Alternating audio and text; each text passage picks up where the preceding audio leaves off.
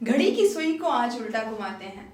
आज सुबह से देखते हैं, सुबह सुबह जब हुआ था तो आपने सोचा था आप कम से कम आज ये 10 टॉपिक्स या ये 10 किताबों के इम्पोर्टेंट टॉपिक्स करेंगे। जब तक दोपहर हुई तब तक आपको रियलाइज़ हुआ कि उसका आधा भी नहीं हो पाया है, और जब तक शाम हुई तब तक पता चला कि एक हो पाया है। तो ये चीज़ 1 दिन, 2 दिन, 3 दिन नहीं, ये महीने दर महीने यही प्रक्रिया चलती रहती है। अब ऐसा क्यों होता है? क्या चीज़ है जो हमें आगे बढ़ने से रोक रही है? तो उसको अगर हम थोड़ा सा आत्मनिरीक्षण करें तो हम समझ पाएंगे। अब यहाँ पर हम बोलते हैं कि डॉक्टर कलाम ने ऐसा कहा है कि अगर सपने देखोगे तो वो सपने सोच में बदलेंगे और सोच कार्य में बदलेगी।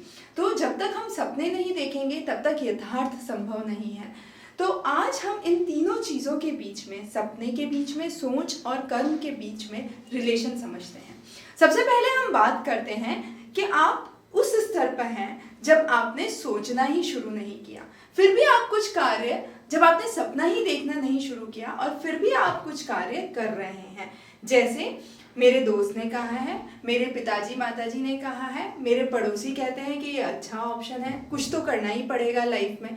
तो वो सारी चीज़ें लेके आप सपना भी नहीं देखे हैं और आप उसको करने के लिए चल पड़ते हैं। तो उस हालात में आप अपना 100% कमिटमेंट नहीं दे सकते हैं। दूसरी चीज़ होती है सपने और सोच के बीच में। अब इसको समझने के लिए हमारे पास एक बहुत ही सिंपल, एक छोटा सा उदाहरण है। एक बार एक योगी अपने शिष्य को लेके जंगल में जा रहे होते हैं। तो योगी अपने शिष्य को कहते हैं, आज रात हम एक होटल के कमरे में सोएंगे। तो शिष्य मुस्कुरा देता है और बोलता है, योगी आप ठीक तो हैं, आप सच तो कह रहे हैं, ऐसा नहीं हो सकता, हम योगी हैं, हमारा कार्य सिर्फ जंगलों में रहना है। तो योगी कहते हैं, ऐसा नहीं है शिष्य, आओ मेरे साथ बैठो। जब शिष्य साथ बैठते हैं तो वो योगी उनको समझाते हैं कि अपनी आंख बंद करो और जैसा मैं कहता हूँ वैसा करो। योगी उनको आंख बंद करके बोलते हैं कि आज हम तुम्हें एक सपने की दुनिया में ले चलते हैं। यहाँ पर तुम सीधे जा रहे हो, सड़क है, आसपास बहुत बड़ा सा मार्केट है, लोग घूम रहे हैं और सामने वो देखो एक होटल का द्वार दिख रहा है। चलो हम उस द्वार के अंदर चलते हैं।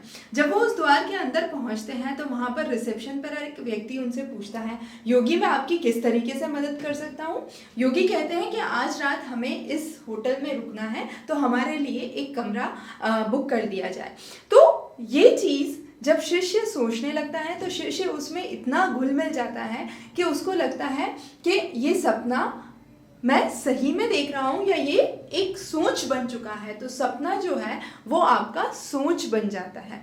तो इसके लिए आपको लगातार प्रयत्नरत रहना पड़ता है और वो तभी संभव है जब आप सपना देखेंगे। तीसरी चीज़ होती है सोच से कर्म के बीच में। अब ये एक ऐसी चीज़ है जहाँ पर बहुत सारे स्टूडेंट्स अपना साहस खो देते हैं।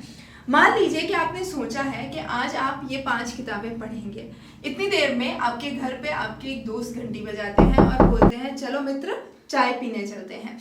तो क्या होगा? उस दौरान में आप सोचेंगे, ठीक है अभी तो चाय पी लेते हैं, ये बाद में कर लेंगे।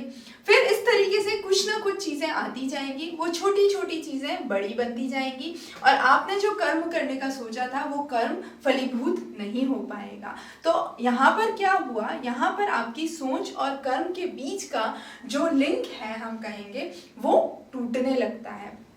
तो अगर आप अपनी चीज़ों को सही तौर पर क्रियान्वित रखेंगे, सारे लिंक बराबर चलते रहेंगे, तो ही आप अपने निर्धारित लक्ष्य पर पहुंच सकते हैं। तो ये एक बहुत ही महत्वपूर्ण चीज़ है जो हम यहाँ पर समझते हैं। अब इस पूरी कहानी में, इस पूरे सेशन में हम समझते हैं कि 3 चीज़ें बहुत महत्वपूर्ण हैं। एक तो पहला है कि बड़े सपने देखो, दूसरा है अपनी सोच पर अड़िग रहो, और तीसरा जो सोचा है उसको करके रहो। और ये तभी हो सकता है जब हम आत्मनिरीक्षण करें, हम सेल्फ इंट्रोस्पेक्शन करें और हम अपनी कमजोरियों को समझें। हम ये देखें कि हम किस चीज़ को कहाँ पर गलत ले जा रहे हैं, तभी ये संभव है। स्वामी विवेकानंद ने सही ही कहा है, उत्तिष्ठत जागृत प्रापाय विरान बोधत, arise awake and stop not till the goal is achieved.